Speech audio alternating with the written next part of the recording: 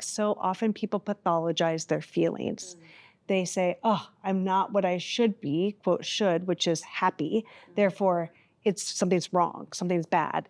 And in the typical human experience, if we think about it, like of the 5 primary feelings, right? We think about disgust, shame, anger, sadness, and joy. Like 4 of the 5 primary feelings are in the negative spectrum. Yeah, so it's actually probably much more common to feel negative than it is to feel joy. We gotta fix that. And people just don't, they don't give themselves that space.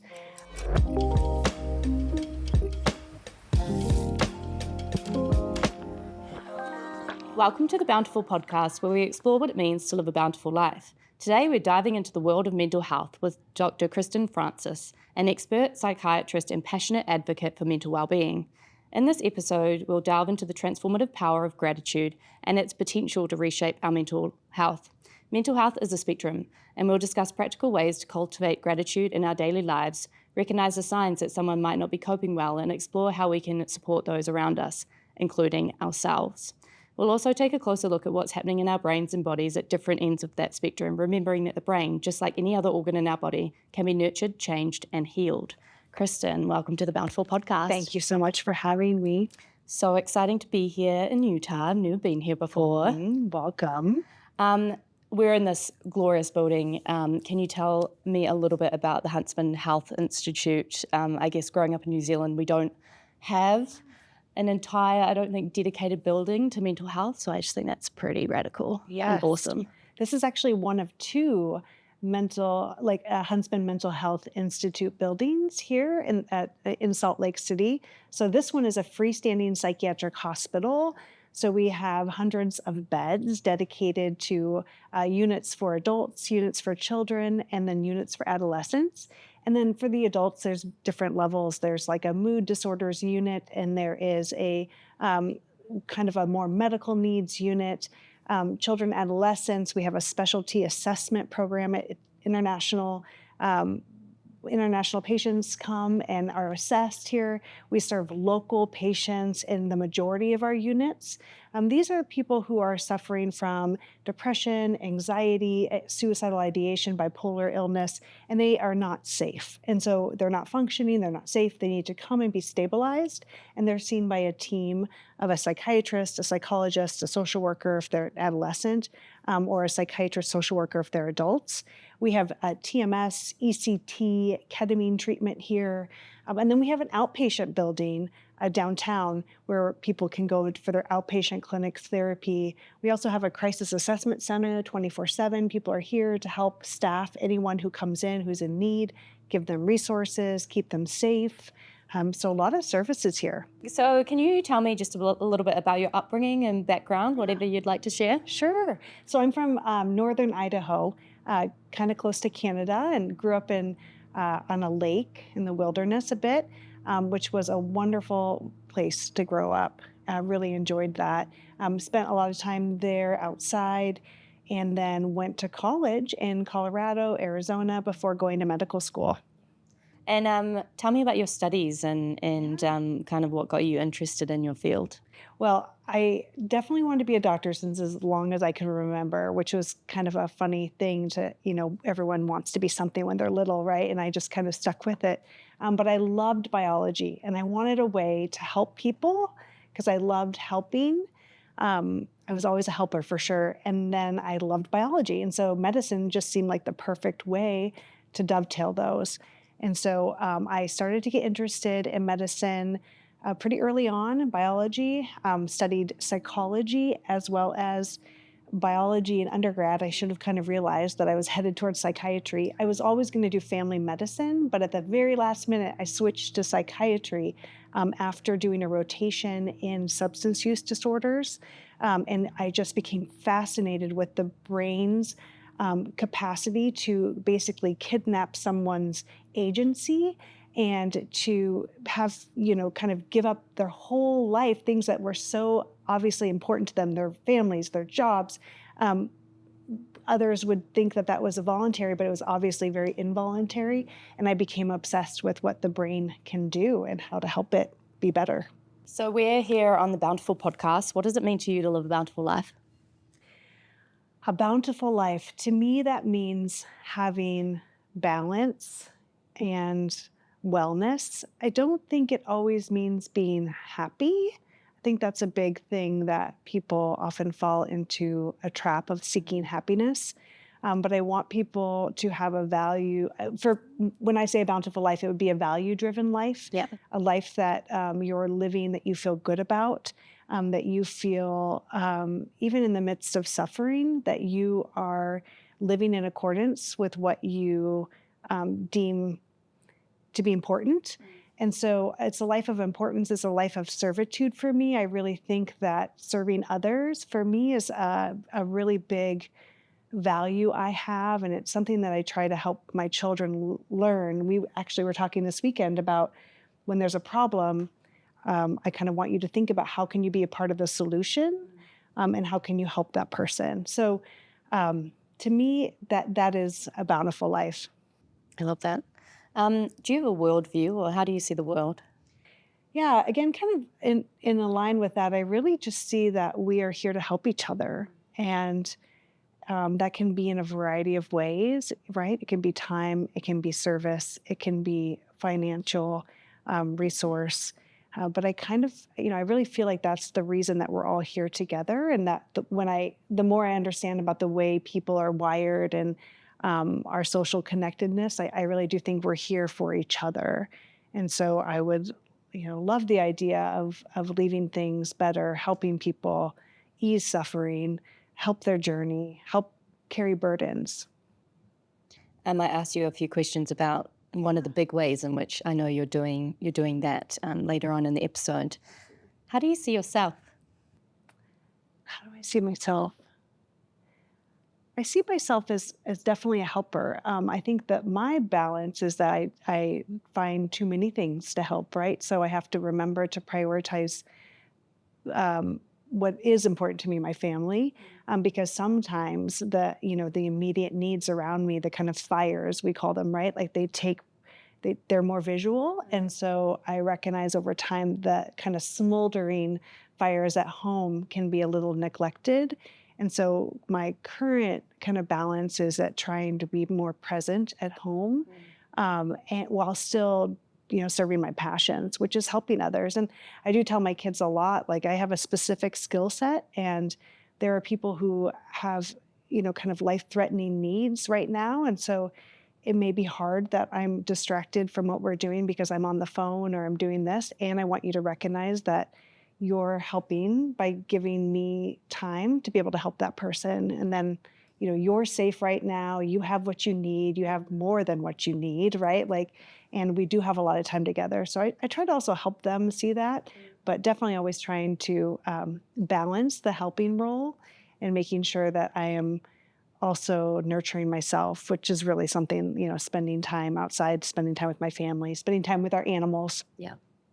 That's an interesting one, because I think sometimes we get lost in our own bubble, and then maybe we fail to prioritize or even realize, have self-awareness. It's like we don't go, say we want attention from someone, but they're dealing with something. Yes. We don't go, oh, this person or whatever they're dealing with might be important than my, need right now. Right. And I don't know if I've ever thought about it of in that kind of quite binary way of by me providing you the space to help, I'm actually helping too. That's a kind of a double contribution in a way that I've not really thought about in that light before. And their needs are, there's no contest of whose needs are more important, of course. And it is a way that they, just even by them being quiet for a few minutes while I'm on the phone, it's something that they're doing. It's a gift. And that's a really beautiful thing. Isn't that powerful? What advice would you give your 25-year-old self? I would say that there are a lot of right ways to do something. And that is something I don't think I realized until I was much older. There is maybe a way that seems like the ideal way, but it may come at a high cost, and that people are going to make decisions of how to do something based on their values, and they may value things that are different than what I do. So let people do things the way they want to do them, and no one wants your opinion unless they ask. No one wants your opinion unless they ask. I think that's a really helpful thing. The unsolicited advice. Yes. Oh man. Yeah. Yes. If I could go back and tell myself, let more go. There are other ways of doing things. Don't tell people their business. I don't know if I can ask you this, but I want to, Sure, so I'm of course. going to, and you can decline. How does that play out in your line of work? Because obviously you're in a clinical setting, you're dealing with people who are in crisis, not always, but a lot of the time. How has their unsolicited advice impacted them? So they often don't, someone will come in and maybe want help for something in specific, or their families will want help on behalf of them. But we really have to be mindful of where they're at. So there's this whole idea in mental health of meeting someone where they're at. So not trying to pull or gank them along further than they are. And then we meet them and we try to help them sort out what is important. So where do you want to be? Where are you now? Where have you been in the past? And what's kind of helped you in the past get to where you want to be? And so what can you pull on from the past? And what are things that have gotten in the way of you being where you want to be? And how do we grow those? So there's this process called motivational interviewing that we use a lot in psychiatry and psychology to try to help someone kind of see the discrepancies or disparities in their life and grow solutions and minimize kind of some of the obstructions to that. And so that's a process we utilize a lot to help someone get to to be ready for that help and assistance that is there. Sometimes if someone doesn't have capacity, meaning they aren't aware of reality, maybe in the same way that the collective is, or their reality is so different that they're having a hard time functioning, sometimes we just have to make decisions on their behalf and hope that because it is in the spirit of wellness, that it would be something that they would want for themselves. That's very true in patients with depression who want to die because their brains are telling them this is a way to end the suffering. And it's hard for them to hold space that it doesn't have to be that way. And so you have to hold space for them. Yeah. What do you find most rewarding about your work? I think seeing people get perspective and living a meaningful life. That is very rewarding. When people reach out to us, to myself, to my colleagues in the future and say, boy, thank you. Or even maybe not thank you in the way that happened, but let me tell you how life is now, or here's what I've realized, or here's what I've learned, here's how I've helped others. That is so rewarding because in a way it's this ripple effect, right? Like you help one person who then in turn can help others. And so especially children when they're young, like you're sparing them in a way a lifetime of hurt and experiences that can go a totally different way. And so I think that is a beautiful thing. Yeah. Sorry, back to the motivational interviewing. Sure. I don't really want to encourage people to be like mini psychologists or psychiatrists, but is there questions that we can ask ourselves? And do you have a couple examples of some of these questions that, we can kind of go about in our day and inquire? Yeah. So let's talk a little bit about, let's say for smoking. I think smoking cigarettes is the easiest, suggestion. And I actually think this motivational interviewing is great to do for yourself or any type of substance use, right? Like this is something that can impact most of us. So let's say we're trying to stop smoking or we're trying to cut back on drinking. And so we would first ask ourselves, how motivated am I? How motivated on a scale maybe 1 to 10, 10 being like, I am motivated today. I am ready, 10 out of 10, or maybe I'm like a 4 out of 10. It sounds good, but I don't know. Also, drinking also sounds good. And then you would ask yourself, so how confident am I? Same scale, 1 to 10.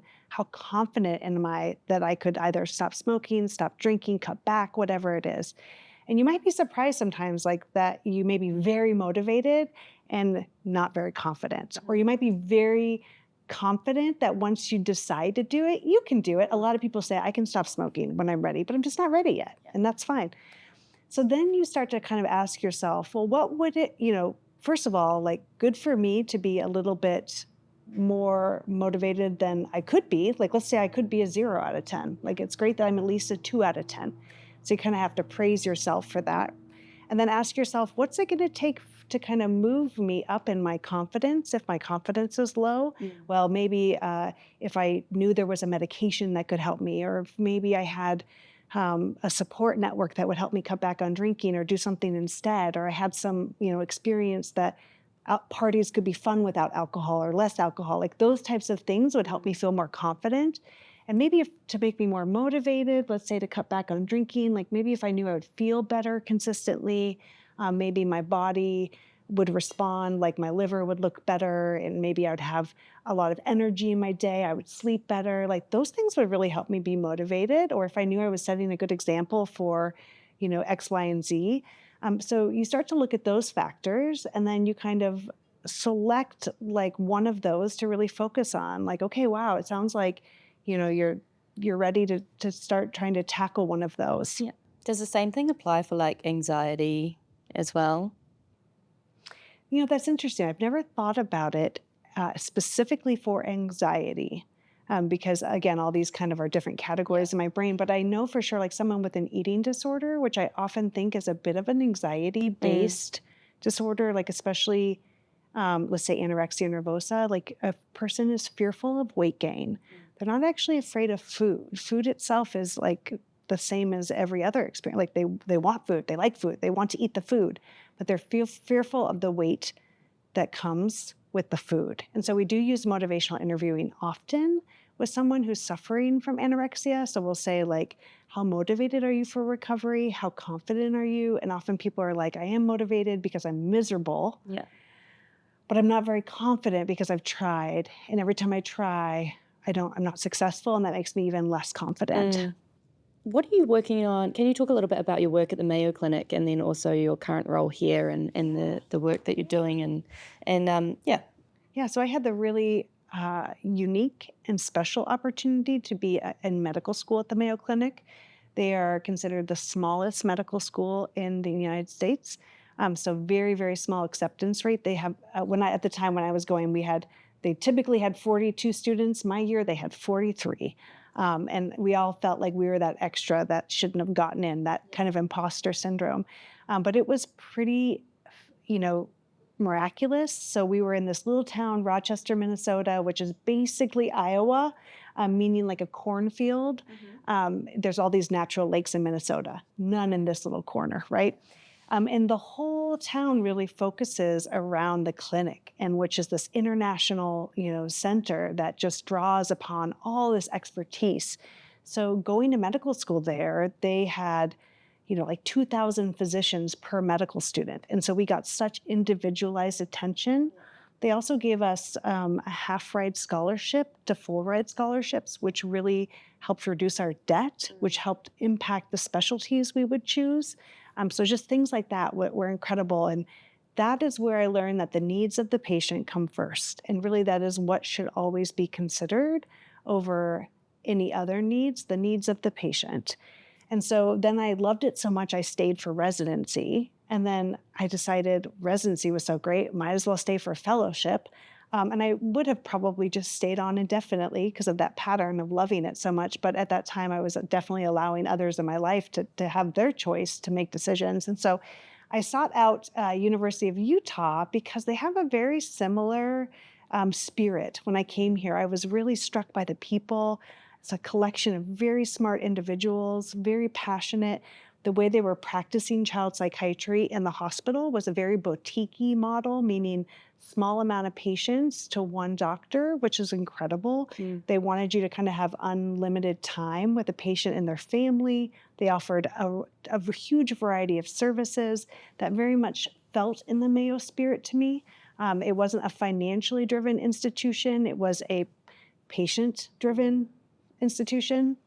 I can imagine because in the US, and I think a lot of places around the world, there is a culture of you get your 15 minutes and, that's it. And I can only imagine that as a doctor, 15 minutes isn't enough time to understand, treat someone's entire psychology and psyche, really, right? Absolutely, especially in psychiatry, right? It's all about the stories, and people can't give you the whole story at first, and you have to get collateral from the stories because maybe their story is not quite accurate for what they're living and doing.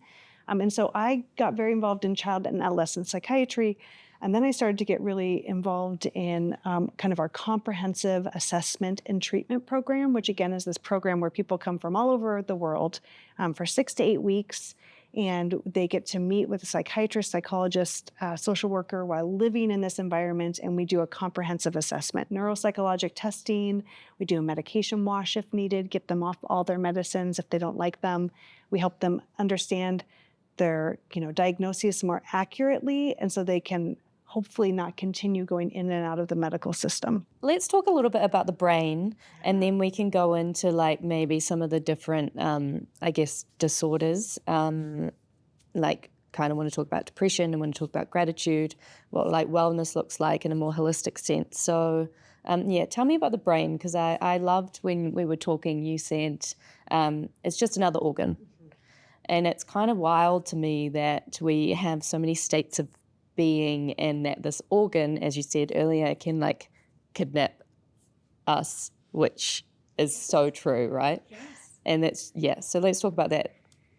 Yeah, so the brain is really the last organ, I think, to be truly explored, and we really aren't there yet. Psychiatry is a relatively new field, having branched off from neurology. So a part of my degree is in neurology, just like in part of a neurologist degree is in psychiatry, which is fascinating. If you think like we're very much the same organ, yet different bents or focuses. So, there is much less shame for a person who is having a neurologic function, like a stroke, or if they are having a dementia, or if they are having like a spinal column problem.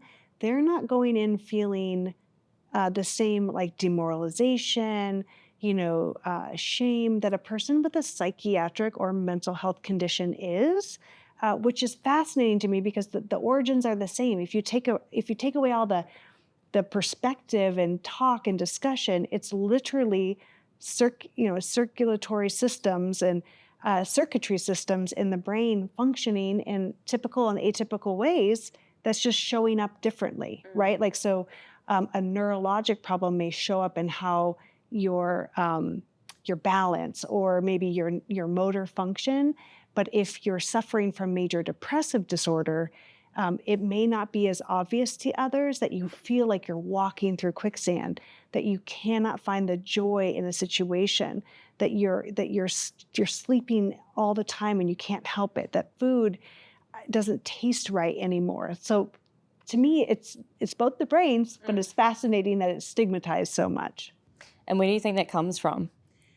I think it comes from people's fear and lack of understanding, and also this idea that we just have so little control over our behaviors. I think a lot of us don't understand why we do what we do or why people do what they do. It's like I hear a lot, like people are strange, or people are weird, and people behave in ways that maybe if you question them, they would be surprised or say, well, that's not what I meant, or I don't intend to do that, or I didn't intend to say that to you.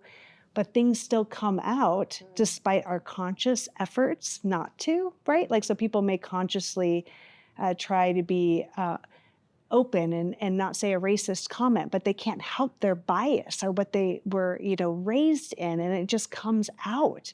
And they have to actively undo that. And so I think that's fascinating science. Yeah. And I think it makes people afraid. I think they're afraid of what they don't know in general. And the brain is still very much unknown. Yeah. It's mysterious.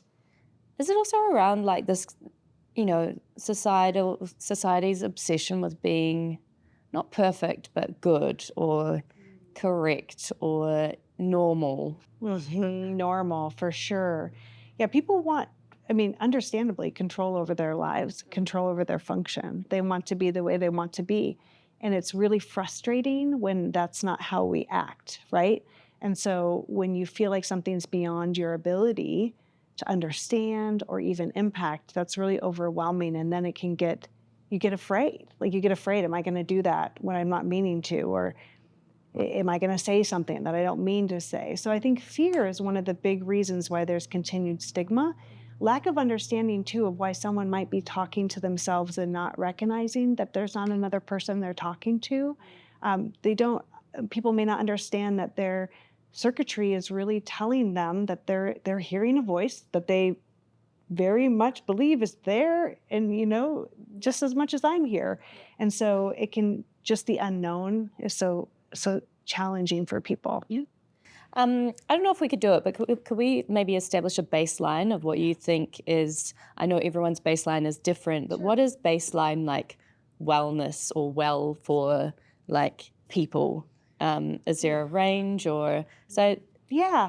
So I think in general, when a lot of what we study in medicine is what is, typical, well, within a bell curve of quote normal versus abnormal, atypical. Those are the words that we use to label. Sometimes we start to say more like a divergent. So we understand that there's a spectrum, but still that's all things falling under some type of like general global understanding. So I think in general, people have impact over their day-to-day mood. They have impact over their ability to function. They can monitor or kind of manage their response to things. They can function to the level they want to or need to. So like they can carry about their responsibilities. They can be a parent. They can be, a student. They can go to work. They can have efficacy. They can sleep a typical amount, what our brains naturally want. They can kind of, listen to their appetite. They can kind of think about money and live according to their values. So those are all kind of what I would say a standard is. Like in general, someone is not typically being distracted by intrusive thoughts that are not wanted or voices that others aren't, experiencing. That would kind of be normal to me. And then like, where does feelings and emotions sort of, is it like the regulation of your kind of normal emotions, those sorts of things? Like there is a method for this question, but so you might, something might happen, you might feel angry, but then it kind of, it kind of goes away, or, you feel joy, but then maybe that goes away too, because it's not, emotions aren't necessarily constant. Yeah, so there's a spectrum of how deeply someone might feel feelings, how sensitive someone is, right? There's kind of a temperament. It's a natural thing that some people are more sensitive. We all know some people who cry more easily or who get their feelings hurt, and then someone who's very, very like kind of callous and they can't hurt their feelings, for anything, and they might speak in a different way, and that can all be normal, right? Temperament, how you're raised, but most of us are able to experience a feeling and then somehow what we would call regulate, get back to an equilibrium. Right? And so that might be a big feeling, but we can get through it without hurting ourselves or other people. That is really the kind of standard, I think, of typical. Now, I also think it's typical to sometimes hurt people's feelings, like to sometimes not do things right. Like, of course, that's normal too. But when I'm starting to think about the atypical is when it's, you're really not able to regulate those feelings well, or those feelings are harming yourself or others more often than not. So if we talk a little bit about depression, because this is an area you focus a lot on, at what point, I think there's can be phases in life where you might be in a slightly more negative phase. It might just be a time period. There might be something going on. You might be having a bereavement or whatever it is. At what point does the phase or the negative thoughts become depression or depressive, where you kind of go, okay, we're not able to regulate, or there's something going on here that you're the expert, but I'm just trying to explain exactly. What point does typical become atypical and needs some kind of intervention? Yeah, you're nailing it. I don't have a promise. You're talking about the human experience. I'm so glad you brought this up, because I think so often people pathologize their feelings. They say, oh, I'm not what I should be, quote, should, which is happy. Therefore, something's wrong, something's bad. And in the typical human experience, if we think about it, of the 5 primary feelings, right? Inside Out just came out with another movie, so now there's 6. But, we think about disgust, shame, anger, sadness, and joy. 4 of the 5 primary feelings are in the negative spectrum. Yeah, so it's actually probably much more common to feel negative than it is to feel joy. We gotta fix that. And people just don't, they don't give themselves that space because, it is very normal to feel negative feelings. And so when that though, and so we may feel a negative feeling, we may have a negative thought, we may have a negative day, or, things are happening and we are just going through it, right? But it doesn't mean we're clinically depressed because we're still able to carry out our responsibilities. Maybe we need to take a day or two off of work, or maybe we just tell the kids, hey, microwave your meals tonight. I can't help. And that is okay. And that is normal. Someone dies. Of course you're sad. You should be sad. Something, you lose your job, you get to be angry. So all of those things are the normal human experience. Suffering is normal. It really is. But when it becomes beyond what you can handle, so if you start to have thoughts of ending your life and you're feeling a pull towards that, because again, if you lose someone, of course you want to die at times. You want to be with them. That makes sense. That is normal. It's when you start to feel like you are losing a sense of that, what is okay for you and what, you might be slipping into the pull. That's when things get, that's when you get a little lost. And that's when you need some support in finding your way back, because maybe you can't be the parent you want to be, that you need to be. You can't be, you're not able to stay employed in the way that you need to. When it's interfering with your functioning, that's what we say, for a long enough period of time. It has to be a certain period of time, and you have to have a certain kind of hallmark features. That's when it becomes something more serious. Yeah, I think that's really helpful. Youth today, I just can put it that way. I think in my experience, there's a lot more anxiety in the world than there used to be. Yeah, it's hard to say internationally, right? Yeah. But I'm thinking of the United States for sure. Yeah. Yes. And so I, have some young people in my life, and the anxiety spectrum is what should make you anxious versus what is maybe,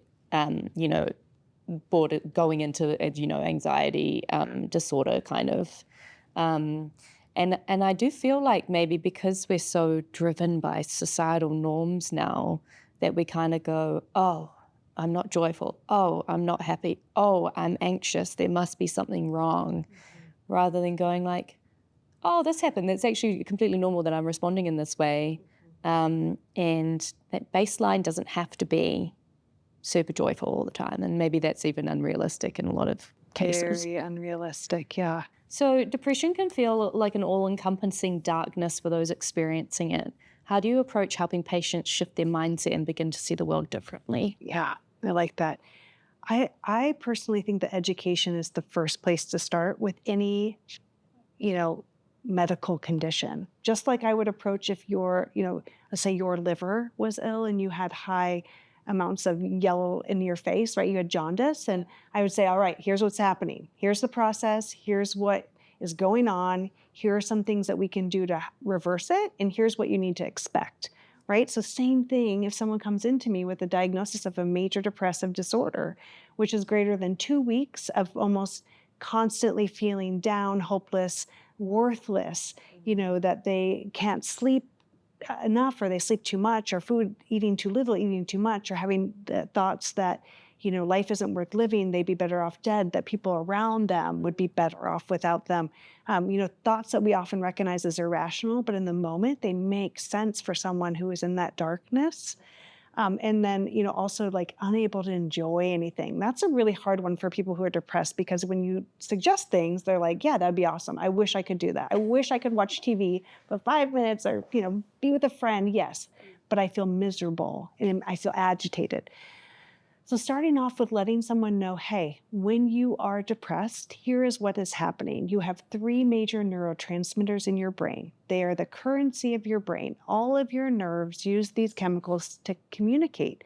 And during times of stress, those chemicals go down, or the circuitry which uses them misfires. And here are some different ways it can misfire. But we know the best way to get that back to what it was before, not better than it was before. We're not making you superhuman. We're just making you back to where you were, is to do likely a combination of medication and therapy. Because in order for you to get that circuitry back, you have to practice the positive and start to diminish the negative circuitry. And the medication will help you. And so I talk a lot about what the medication does at just a biochemical, level. And then I explain what their part of agency they'll have to do, and what to expect, how long that should last with treatment, and then kind of what the future means. I mean, most people, this is something that pains me a lot, is that people feel like if I have a major depressive episodes, I have a lifetime of depression. I will always have depression. This is it. I'm going to be facing depression throughout my life. And that's just not true. Literally, you can have one episode of major depression and never have any more. Now, if you have two, then you're more likely to have them, but you can also prevent them through certain strategies and or minimize when they do recur, how severe they get and how long they last. People have so much more efficacy over their lives in the mental health realm than they realize. Same as if you have a recurrent liver condition. You could have a one-time, episode of hepatitis, and then you may be prone to having, inflamed liver here and there. But there are lots of things you can do to cut that back. I think that's really helpful, because I feel like you often hear people are like, "Oh, I'm with this for life. Like, For life, this is it. This is it." I don't think we talk as much as a society, about mental health in general, but it's gotten better. But also that depression doesn't have to be a lifelong sentence, really. In fact, it kind of horrifies me, to be honest, as a psychiatrist. Like, that's terrible. Like, we should be able to get you better. Yeah, we have really good evidence-based treatments. Like, the majority of people respond really well to our treatments. A few questions on this, maybe at an individual level. You've treated a lot of people. If someone's listening to this episode and they're like, "Oh, I know someone," or maybe me, do you have any words of like encouragement about the shame? Like, is there like a way that they can like maybe lessen the shame within, or something like that? No one was ever shamed to their best. No one was ever shamed to their highest star. No one was ever shamed into achievement truly.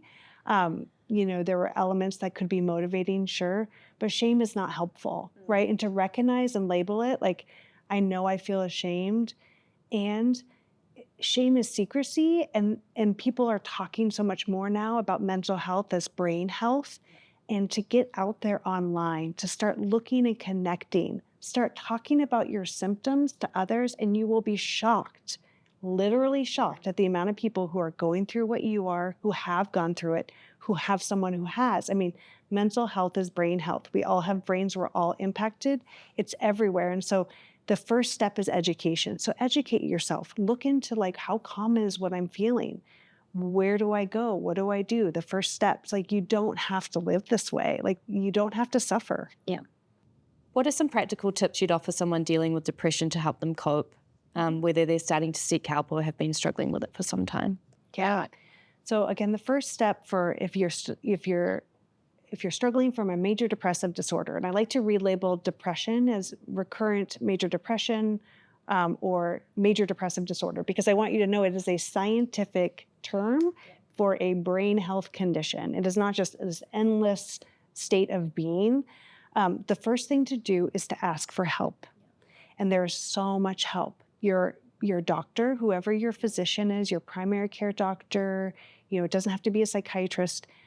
You can start off even a church member of your spiritual faith, anyone who is in some type of a helping capacity will help you. And you don't have to figure it all out on your own. So there are national hotline numbers here in the United States. There's online resources. If you even just type in the word suicide online, all these helping websites pop up, or depression, helping websites pop up. And we're such a digital world. Like, there's help at your fingertip. You don't even have to leave your own home. So I would recommend that you start with education, and then you start with what you have impact on, which is your behavior. We don't have a lot of impact always on our mood, and we don't have a lot of impact on our thoughts. People think they can control their thoughts. You can impact them, but you really can't control them. But you can impact what you do. So remember, I think the first place to start is try not to make it worse. We can always make things worse. I mean, really, like if you're depressed, you can just drink a lot of alcohol. Like that'll definitely make you feel better for a second, and then it'll make it a lot worse. Like we know how to make things worse, right? So the best thing you can do is not make it worse, and then start to try to make it a little bit better, which we know are doing the things like connecting with others, getting outside, be sad outside. Someone gave me that advice a long time ago. If you're going to be sad outside. And I thought that was wonderful because it can be so healing just to be outside. When I was younger, dealing with a lot of trauma, I had a rule for when I was traveling, because I used to, work online, travel around the world, mainly by myself, and this was before it was cool to do all of those things. Yeah. And I had a rule. I was like, you have to go outside. That was it. I was like, life is better when you go outside, so make sure you do that. I actually think I had 3. I was like, go for a walk, make sure you go outside, and make sure you have an interaction with someone. It didn't need to be groundbreaking. It just like saying hi to a shopkeeper or saying hi to someone on the street or patting a dog, though that breaking your, oneness, your aloneness. Not necessarily, I wasn't lonely, but it was more just like realizing that you exist in an environment and that your behaviors, as you said, have an impact on how you feel. If you're by yourself in your own bubble and your own thoughts, then obviously staying in that can be unideal sometimes. So go outside, do something about it, interact with someone. You were ahead of your time. I mean, you really were. Like you intuitively knew what would help or at least not make it worse, right? And interaction, getting outside. Emotions are really in love with themselves. So if we're depressed, we're going to listen to depressing music. We're going to eat food that helps us feel well in the moment, but might lead us to feel more tired afterwards. And we're going to be in the dark because we're not going to maybe shower as often, or, it just makes sense, right? Like, and if we're happy, we're going to like seek out things that are happy. We don't want to be around like sad things. Yeah, makes sense. Emotions are in love with themselves. So start looking to try to change your behavior. I love that. That's so good. I have quite a binary question. So I told you that my dad unfortunately passed away from suicide. Yeah. Quite a long time ago. 15. So sorry. Yeah, thank you. And sorry for him, I guess. Yeah, of course. 15 years ago now, we didn't talk about mental health as much.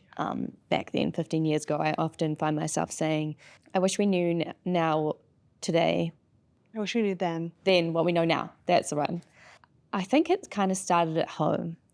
And there's this, like, I don't want to be gendered or anything, but there's this thing around your spouse where why is it that we struggle so much to tell our spouse that we're struggling? Maybe not so much today, but back then.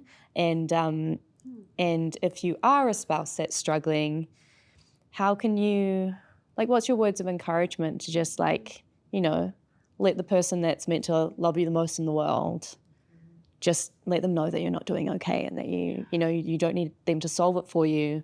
But I don't think my dad let my mum know that he was struggling, and I really wish that he did. And I kind of wonder, there's a whole lot of factors that went into like masculinity back then, and being the provider and being tough and all of those sorts of things, that I really hope that's moved now, because I think it would have made the difference for him and all the other men in my life that were really struggling at the time.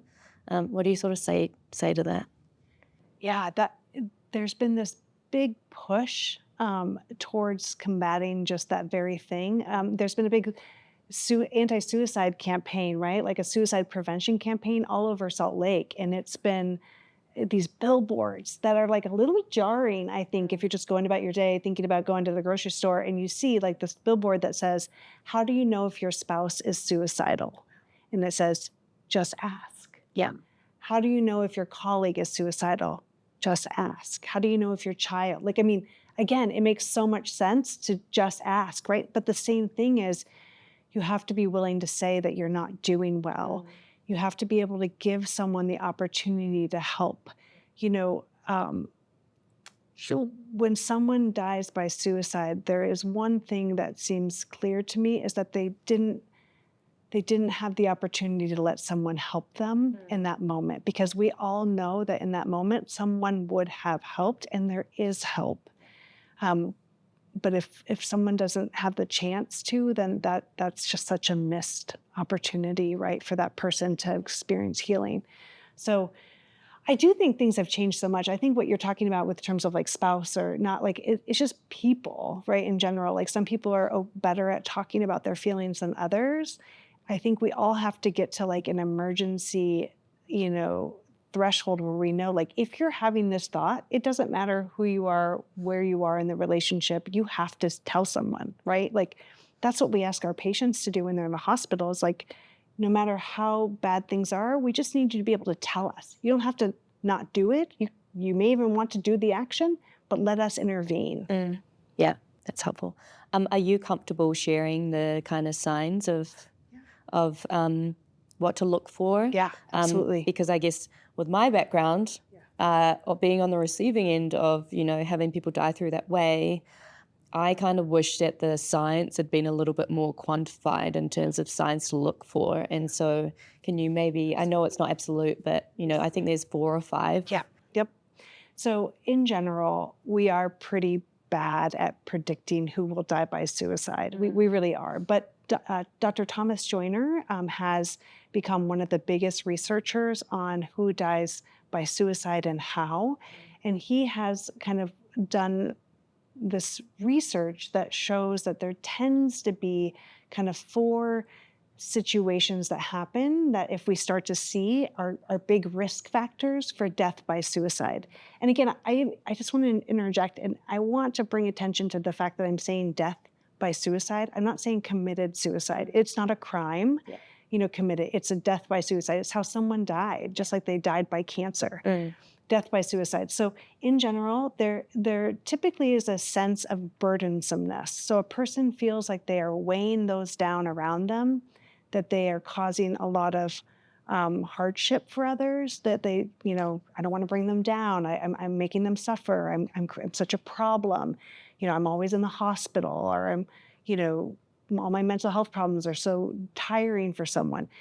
There's also a sense of lack of connectedness. They're somehow losing their sense of community, so they're not feeling like they have as many people or that they are as kind of meaningful to those around them. And in fact, that people would be better off without them is really the predominant feeling, which again kind of goes back to that burdensomeness. So burdensomeness, a feeling of lack of community connectedness, a sense of agitation. This is a big predictor of death by suicide. So someone typically, they find in the times before they die by suicide, they're not sleeping well. And they're physically uncomfortable. It's like they're kind of crawling out of their skin. They might be pacing. They might be utilizing substances more because they cannot stand how they feel. And then there needs to be a callousness, which is basically a physical callousness in addition to an emotional callousness. And callousness, just like if you think about like a callus on your finger, it's a thickness, right? It's a protection. So a protection to pain in your body. So someone who has a chronic, a health condition, who has a chronic pain condition, they kind of habituate or get used to pain. Or someone with anorexia nervosa, they're used to feeling those hunger feelings and like the discomfort of their body, slowly dying. And a marathon runner can tolerate large amounts of pain while they're running. So that's a physical callousness. But then an emotional callousness is kind of a buildup to painful feelings, and they don't let them come in very much anymore. So they're kind of desensitized. They have too thick of a skin. So you need to look for that. You need to look for that callousness, because that callousness is what allows someone to override the self-preservation instinct. So we all have this instinct that when we're feeling like we want to die, because we all feel that way sometimes, again, that's normal to have the thought, I wish I could just, never wake up, or I could get hit by a bus, or, oh my God, something is so terrible, you are suffering and you want to end it. But typically we can't act on that because we have this desire to live, and even like pain, it hurts. Like if you tried to cut yourself, it would hurt. It usually would make you stop. So that callousness is what allows someone to override that. So that's why cutting is really serious when we see it in young people because it can have them build up pain tolerance. And they might start to cut deeper and deeper without realizing it and die by accident. So callousness is a really important thing.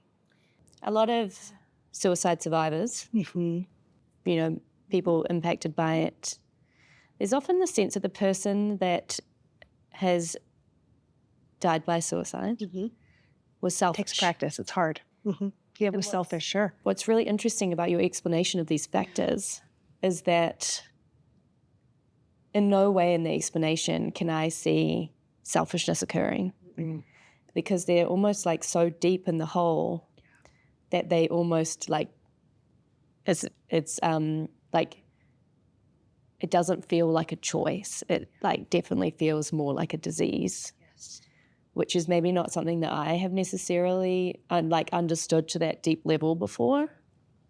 What do you think about that? Yeah, I would say for the most part, people who die by suicide, they're not trying to be selfish. In fact, they are trying to be selfless. And I know that feels jarring to say, but if we can just suspend the way people think about it for just a minute and just even think about it from their perspective of the person suffering, they feel like a burden. They literally feel like people would be better without them. They are crawling out of their skin and they are exhausted. They are numb. They, just don't have it in them anymore to keep going. And it doesn't even feel like help is a possibility. They can't imagine life outside of that. And so it really is a kidnapping of their psyche in a way, right? Like there is an illness that has overcome them for the most part. There are other reasons that people die by suicide. It's not always major depressive disorder. It can be a lot of different factors. There can be these big life-changing events where someone doesn't have perspective of the future. So let's say you lost all of your money all of a sudden and you just don't know how you will survive, literally, or someone died that is your everything. Like you don't know how to go on. And so there are other reasons that people very quickly, impulsively act out of pain. Once again, it's almost always out of pain and fear and a sense of there is nothing bigger that can be done for me. This is it. And so again, yes, I think very little of it is meant to be selfish. In fact, most people are trying to not hurt others. I think one thing I do want to say while you're looking, people who are suicide survivors, I want them to know that their feelings are valid regardless of what I'm like. I'm not trying to say like you shouldn't be angry because your father died by suicide. Of course you're angry and of course it feels selfish and of course it's really hurtful and all those things. I just want to make sure that we acknowledge that part. That we're not saying that isn't true. We're saying what is also true is that it could also have tried, it wasn't meant likely to be a selfish act. And I think what I was trying to say in that is like, the science hasn't necessarily been explained to me in that kind of detail because the science, it didn't exist when I was going through it. And I think for me, it's really helpful. Like as you talk about the factors, I'm like, oh, I can see that, but I wish I had understood more about like what was going on in his brain. Totally. And just the gift that it is that we are doing all of this research now, and why I'm so excited to like literally be in this building and be talking to someone like you is just, we know so much more now. And I think that's just so much that's really helpful. And hopefully we're on the path where our suicide rates go down. Yes, let's hope. Amazing. Thank you for sharing that. And sorry for going into the weeds. I love it. I guess to come out a little bit of the weeds and start going to the opposite end of the spectrum, in your experience, how can someone manage depression or get back to their kind of natural baseline in a way that helps them live a more fulfilling and bountiful life? So depression, we have a protocol, just like any other medical condition. So just like, what to do when you have hypertension, we have something to do, what to do when you're depressed, what to do when you have OCD, obsessive compulsive disorder. So what you need to do is first of all, ask for help, educate yourself, look out there, you on the internet. And then again, we can impact what we do with our behavior. So we can take a medication, which will help in most of these cases. and we can take it every day. And just like you wouldn't try to like solve your diabetes by type 1 diabetes by not taking insulin, of course you need to do all the other things, but you need to take the insulin. No one's going to dispute that. You need to take the medication for your mental health, brain health condition. Same way, right? So you can take the medication and you can do what we call evidence-based therapies, which are these very specific tasks that you will be asked to do, and by a professional, you will be guided through it, coached through it, and that will help you. What's hard is that you're fighting against the organ that is ill, right? So it's a little bit different. Like when your kidneys are ill, you still have your brain at its full capacity for the most part. So it's your ally, right? But you're literally fighting against the ill organ. And that's a really hard thing to do. So you have to give yourself a little extra compassion and grace and know that like you're doing your best. You don't need to do perfect. In fact, just do the best, and your best on some days is not going to be as great as other days.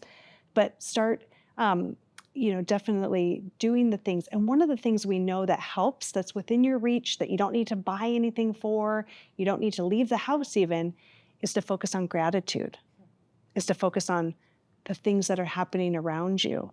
And that will help you in that moment. Let's talk about gratitude. So how I found you on the internet, as I find most awesome people for the podcast, is you contributed to an article about gratitude. Can you tell me a little bit about the article and some of the insights in there? Yeah, so the article was really like, people think of gratitude as like kind of this like, all right, I got to be grateful, like kind of an obligatory thing they have to do, right? And like, it's a lot of effort, it's a lot of work. I'm like, what's really the good in it? And I know I should be mindful. And oh my gosh, it just sounds like so much work. And so our goal was to try to tell people, here's what gratitude could be in your life. It could be a lot simpler. And here's what it does to your brain to help you feel better. And here's what gratitude does at a cellular level, at a biochemical level. And then here's the way you could be practicing it that doesn't have to feel so hard. Like you don't have to go and join like a Tibetan monk and like learn. I mean, that's what people, when you hear mindfulness, people think of like gurus, right? Like, oh, these like very enlightened people. And there's just no way. I don't have time. I can't even, find time as a parent of of 3 kids to go to the bathroom by myself. How am I going to be grateful and mindful? So we really wanted to make that more simple and distill things down. Yeah. I have a term here. Yeah. In your article, you mentioned how showing gratitude creates a chain reaction of positivity. Can you share a little bit about that? Yeah, so, in addition to like the neural cascade of things that happen internally, your behavior impacts others. Like we do not live in a vacuum. Everything we do, that like butterfly effect, right? Like one small thing definitely impacts another and we can't help it. Just like if you're in the car and you're mad at the person in front of you and you mutter negative things and then you take it, you flip them off when you drive by, that impacts them, right? But if you take the opportunity to smile at someone while you're on a walk and look at them in their eyes, they can't help but notice that someone smiled and they have a natural response to smile back, or at least they will feel some release of neurochemicals too. And they may be more likely then to smile at the next person or do something thoughtful for another. So you can't help but impact others through gratitude. Do you want to talk a little bit about the chemicals that are at play? Because I think that's actually quite exciting. And I think also people can kind of go be a bit of a detective or a geek online and be like, oh, what does oxytocin do to your brain? Or, what are some of these chemicals that we love to throw around, but maybe don't necessarily understand what they're actually doing? Yeah, so let's talk a little bit about the science of gratitude. Again, the major neurocurrency or kind of cash flow in your brain are these chemicals: dopamine, norepinephrine, serotonin. And oxytocin is another one, a lot more common, when we think about birthing or delivering, but it's the connectedness. It's like the connectedness hormone. So when you're in love, you're feeling a lot of oxytocin, a lot of serotonin, and a whole lot of dopamine. Whenever you do something that you like or that is exciting, you get a big jolt of dopamine. And that reinforces that behavior. And so in the science of gratitude, we know that by honing in your attention on something positive, let's say you're watching an interaction of 2 people, like a mother and their child, And you can, number one, get a sense of like connectedness watching their experience. That can be oxytocin, right? And then you're going to probably feel a sense of feel goodness a little bit because we're social beings, and you're going to get a little bit of a rush of serotonin and then some dopamine, which is going to then start to train your brain. Like, that felt really good. I want to see other positive things. I mean, that's why we love watching love stories or like comedy. rom-coms. Yeah, because it just makes us feel good, and we want to seek things out that make us feel good. We also get a lot of dopamine when we watch like horror movies, right? This is why people love sometimes to be scared, because they get this big sense of, and that is reinforcing. And so we want to start to train people to reinforce themselves by focusing on the good and helping others. And that is going to help. Those neurochemicals actually decrease cortisol, which is a stress hormone, which impacts your, immune system. It impacts your metabolism. So you're really helping yourself throughout your entire body, not just your brain, your entire body, all the different systems, by focusing on the good around you. And we've also noted that gratitude improves physical health, such as lowering blood pressure and reducing inflammation. Yes. Do you think people know that? I don't think people do. I think they think it's a little bit of like hocus pocus, kind It's of like like woo-woo. woo-woo. Yeah. And I get it. I kind of thought so too for a long time. I'm going to be totally frank. Like I was like, oh, it just sounds like another chore. And what is it going to actually do? And I'm a scientist and I like things that are sciencey. But when I saw the research, it was actually pretty shocking about blood pressure, about, again, metabolism. Everyone's focused on their metabolism, right? Like, I want my weight to be a certain thing. And your cortisol levels really impact, because if you think about it, cortisol is released during a fight or flight response. Like, I got to run and get away from that saber-toothed tiger, right? Like, that's a primitive response. So cortisol goes, and therefore I get a ton of glucose in my bloodstream, sugar, so I can run. And I'm not really thinking about all the other things, and my muscles are just filled with blood and norepinephrine, and my blood pressure goes up so I can run. But if you're constantly doing that and your cortisol levels are always high, like, that takes a toll on your body. And so gratitude, all those positive hormones, the circuitry will actually reduce that. So if you think about, I always go back to like the Tibetan monks, like they can like literally change their temperature of their bodies, right? You can watch them, get a few degrees cooler. It's so cool. And then I think about people who can like go through surgery without any anesthesia. Like, literally the body is so capable of so many amazing things. And the science of gratitude is real, and you really can impact how your body functions. I love that. Just quickly, can we talk about the 4 gratitude practices that people can have in their life? So we have self-appreciation, journaling, making someone feel special, and then finding a gratitude buddy. Yes. Self-appreciation, I think we often need to treat ourselves like we would someone else. Like, we're just usually typically going to point out the negative in ourselves. And I want you to turn that positive focus that you would to someone else on yourself. Like, so let's talk about what I do well. What do I do right? What do I do in a good way, instead of what do I need to improve upon? Is it also another way of like, how like self-love practices can sometimes feel a little bit icky? Yeah, I'm just like, I cringed when you said that, because we're all like, self-love. Well, really what we're saying is like self-appreciation. Yeah. That is like the pathway to self-love, right? Yeah, so, thank you, body, that my body can move, my body can do, my mind can think, thank you that, my body, I don't have to worry about finding food all the time because I have a stomach, so things that you can really appreciate about yourself. And again, psychologically, things that you're appreciative of. Journaling, some people really struggle with the idea of journaling, and it doesn't have to be complex. It can be just jotting down a few things. I find often when you're trying to improve your relationship with another person, journaling is helpful to focus on the positive things that they did in the day instead of all the negative things you want to pick out. And then finding a gratitude buddy. Yeah, finding someone that is also trying to find the good in the world and have conversations about that. It's normal for us to connect about negative things. It also increases dopamine. Like we get a rush of like, this person did, and oh my gosh. But if you can do that over positivity, that is going to grow your own feelings and their feelings and cause that, ripple effect so much. And enhance connectedness. So you talk about acknowledging happiness and accepting success as key components of gratitude. In your experience, how does this acceptance help people live a more fulfilling life? We don't recognize that just by when you praise someone else, you feel good because you're giving them a compliment and they feel good because they're receiving it. But you can do that same thing to yourself. And that actually works too. And is really important to acknowledge what you're doing well, what the successes are. It's going to make you more likely to do something again. So, that positive self-talk, I know some of us want to gag when we hear that, but it's really, really helpful, right? Because again, you can't really always impact how you feel, and you can't impact what you think, but you can impact what you do. And by talking to yourself positively, you will nurture those positive feelings. And that's a really great way to keep you in that gratitude cycle. So wow, great job at doing X, Y, and Z today. That was really hard. I wasn't feeling that way. Way to get out of the house. I wasn't wanting to.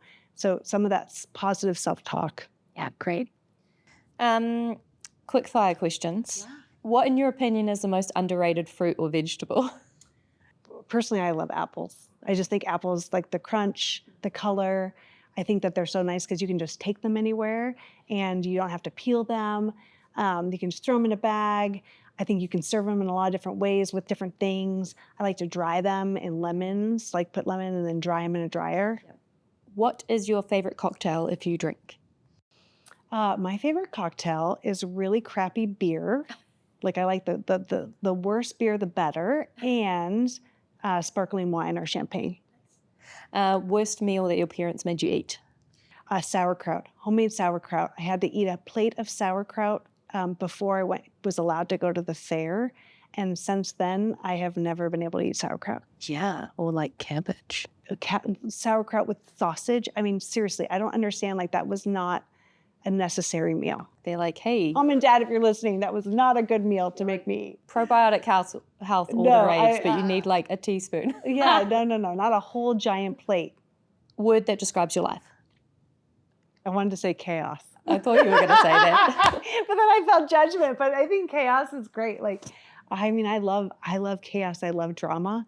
That's a positive thing to me. I know that's not positive for a lot of people, but I like to be in the midst of that and try to help it. It won't surprise you that a lot of my guests say that. Really? Yes. Oh, good. So okay. It's a common word. Do you have any principles that you live by? Try to not harm people. Yeah. First, do no harm. That's always the mantra that physicians learn, and I think that's first, do no harm. What's one thing that's really mattered to that maybe you didn't realize mattered at the time? Flossing. True. I can't tell you how flossing seems so important now. And shade. I used to hate the shade and spend all my time in the sun, and now I just am so grateful all the time for shade. I sit in the shade, I look at the shade, I love how cool the shade is. I used to tell my kids, look for the dark spots on the grass. That's where we're gonna go to. Go to the next dark spot. And what's something that you thought mattered but have realized that it didn't? What I want to say is how your body looks. That's really what I want to say. And yet I find that hard to still live by because I thought it mattered so much. But really, truly, I want to say it doesn't matter how your body is. All bodies are good bodies. And that is really something I have taught my kids to celebrate the numbers on the scale as they grow, to accept that their bodies look different and all bodies are good bodies. Related, as I was growing up, I had a sort of philosophy on seeing the beauty in everyone. Because it exists and it is there. You just have to look, and if you can't find it, it's because you're not looking hard enough. Sort of have the same philosophy with learning from people. Everyone has something you can learn from them. You just need to find out what it is. Is there anything else you would like to say? Brain health is a science, just like liver health, just like heart health, and it is a newer science, but it is a science nonetheless. And we have like scientifically supported treatments that are discreet, they are effective, and they can be seen in just like any other health condition. And I want people to seek support for them. Don't suffer. There is no need to suffer. Yeah, I guess my takeaway from this conversation, outside of the, this details, has been that maybe we tend to overcomplicate things that are really complicated. But two things. One is like your brain is an organ that we can impact and maybe do away with the shame. Just be like, okay, there's something I need to fix, get it fixed. And then the second thing is like the impact of your behavior on others and on yourself. So if there's one thing you could do, it's really like choose your behaviors that are going to lead you to living a good life. That regardless of how you're feeling, if you're feeling down or you're feeling positive, like your behavior is the thing that matters. Yes. I love that. Thank you so much, Kristin, for sharing your journey and insights on the Bountiful podcast today. It's been a pleasure to be here, and I'm looking forward to our dinner later. For our listeners eager to dive deeper into your work, I'll include all of your links and purpose-driven initiatives in the show notes. If today's episode resonated with you, please like, subscribe, and follow. And please do share this episode with a friend, family member, someone in your life. I think it's really important. We are the people who support others, and we want to help as many people as possible. And by maybe them hearing some of these things, it might really help them or help them support someone else. So please do that. Our season is filled with extraordinary guests from diverse backgrounds, all contributing to our understanding of what it means to live a bountiful life. So thank you for tuning in, and thank you so much for your time. Thanks for having me.